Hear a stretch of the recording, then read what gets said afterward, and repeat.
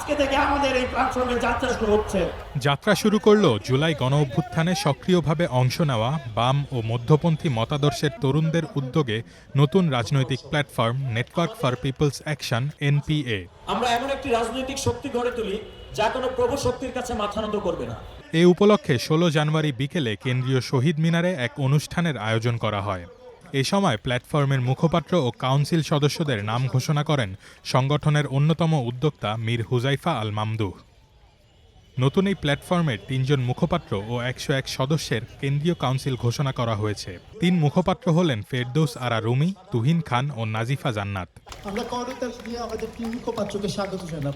ফেরদৌস আরা রুমি ও তুহিন খান লেখক ও অ্যাক্টিভিস্ট, আর নাজিফা জান্নাত বৈষম্য বিরোধী ছাত্র আন্দোলনের সাবেক সমন্বয়ক ও ছাত্র ইউনিয়নের নেত্রী। এ সময় সংগঠনটির ঘোষণাপত্র পাঠ করা হয়। ঘোষণাপত্রে বাংলাদেশের বিভিন্ন ঐতিহাসিক লড়াই সংগ্রামের প্রেক্ষাপট তুলে ধরা হয়। এই ঘোষণাপত্রটি দেশের বিভিন্ন অংশের মানুষের মতামত আমলে নিয়ে আমাদের সংগঠন বা প্ল্যাটফর্মের সাধারণ সদস্যদের ঐকমত্যের ভিত্তিতে চূড়ান্ত করা হবে। তার আগ পর্যন্ত এটি একটি খসড়া ঘোষণাপত্র হিসেবেই বিবেচিত হবে। ঐতিহাসিক প্রেক্ষাপট ও রাজনৈতিক বাস্তবতা। ২০২৪ সালের জুলাই আগস্টে শিক্ষার্থী, শ্রমিক ও সাধারণ মানুষের এক অভূতপূর্ব অভ্যুত্থানের মধ্য দিয়ে বাংলাদেশের ইতিহাসের সবচেয়ে দীর্ঘ স্বৈরতান্ত্রিক ও ফ্যাসিবাদী শাসনের অবসান ঘটে। বলা হয়, জুলাই আমাদের সামনে বাংলাদেশ রাষ্ট্রের সঙ্গে নাগরিকের সম্পর্কের মৌলিক প্রশ্নটি স্পষ্টভাবে হাজির করে। জুলাইয়ের রাজপথে ছাত্র, শ্রমিক ও সাধারণ মানুষের যে রক্ত ঝরেছে তা কেবল ক্ষমতার পালাবদলের জন্য ছিল না। তা এক ফ্যাসিবাদের জায়গায় আরেক ফ্যাসিবাদ, এক স্বৈরশাসকের বদলে আরেক স্বৈরশাসক বসানোর জন্য ছিল না। সেই রক্ত ছিল রাষ্ট্র কাঠামোর আমূল পরিবর্তনের আকাঙ্ক্ষার প্রকাশ। ৫৪ বছরের শোষণ ও বঞ্চনার ইতিহাস আমাদের স্পষ্ট শিক্ষা দেয়, পুরনো কাঠামো বহাল রেখে জনগণের মুক্তি সম্ভব নয়।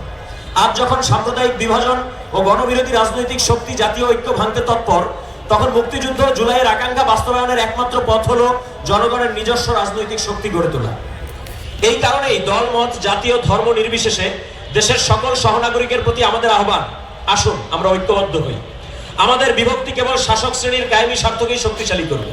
আসুন আমরা এমন এক বাংলাদেশ গড়ে তুলি যেখানে রাষ্ট্র হবে জনগণের জন্য পরম নিরাপদ আশ্রয়। সেই বাংলাদেশের প্রতিটি শিশুর সম্ভাবনা পূর্ণভাবে বিকশিত হওয়ার সুযোগ থাকবে। জাতি, ধর্ম, বর্ণ, লিঙ্গ, শ্রেণী নির্বিশেষে প্রতিটি নাগরিক রাষ্ট্রের কাছ থেকে সমান গণতান্ত্রিক ও নাগরিক অধিকার পাবে। এমন একটি রাষ্ট্রই জনগণকে শান্তি, আত্মমর্যাদা ও সমৃদ্ধির পথে এগিয়ে নিয়ে যাবে। অনুষ্ঠানে স্বাগত বক্তব্য দেন network for people's action NP এর কাউন্সিল সদস্য অনিক রায়। আমরা অনেক দ্রুত করে কিছু করে ফেলতে চাই না, খুব কম সময়ের মধ্যে আমরা অনেক কিছু জয় করতে চাই না, কারণ আমরা জানি আমাদের এই লড়াই দীর্ঘ এবং আমরা জানি আমাদের এই সংগ্রামী বাংলাদেশের ভবিষ্যৎ, এবং আমরাই বাংলাদেশের এই ভবিষ্যৎ নির্মাণ করব। একটি ন্যায্য, একটি মানবিক, একটি সাম্যের, একটি মানবিক মর্যাদার বাংলাদেশ আমরা করে তুলব। আমাদের এই লড়াইয়ের সাথে থাকবেন, প্রতিনিয়ত আমাদের সমালোচনা করবেন, প্রতিনিয়ত আমাদের পরামর্শ দিবেন। বাংলাদেশের প্রত্যেক নাগরিকের জন্য তাদের প্রত্যেক নাগরিকের পরামর্শ এবং তাদের সুপারিশের উপরে এই প্ল্যাটফর্ম চলবে। আমরা একটি নেটওয়ার্ক গড়ে তুলতে চাই, যে নেটওয়ার্ক হবে পিপলস অ্যাকশন, যে নেটওয়ার্ক মানুষের লড়াইকে প্রতিধ্বনিত করবে। এবং সেই সত্যকে সামনে রেখে আজকে থেকে আমাদের এই প্ল্যাটফর্মে যাত্রা শুরু হচ্ছে।